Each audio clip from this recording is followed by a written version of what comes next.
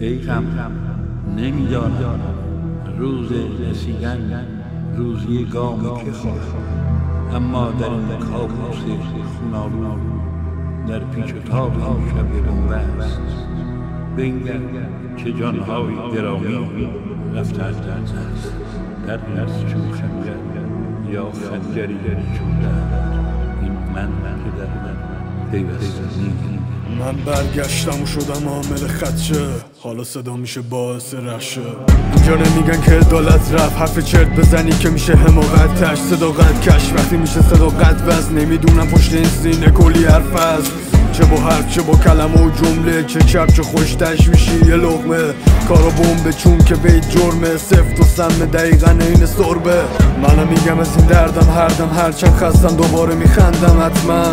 تو روی بدخواه سردم قطعا متولد شریورم و هستم بهمن.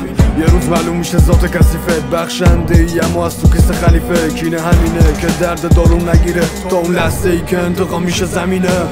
میگن لذت داره از آنش با این که جیب مردم شده از آنش. من چشم نمیبندم روی حقایق تا که چشم باز کنم تو باغ شقایق. شرایط فقط آورده ترس و لرزش، وقت سکمون شون بود هر دو بخشش. عمرمون سوخته و مرگ بخشش، آخه تو غذای زندگی درد مزه میخوره تو صورت شابیته، وقتی نقاب بود صورت شابیته. اگه شناگری که بی فلاکتی، اما بزده تو دریا پی قایقه. تک و تنهام توی ته ترسام، پیگیر فرجام بالاتر از ابرام. زیادن دردام توی خود سرمام، همچنان سرپام که زلال حرفام.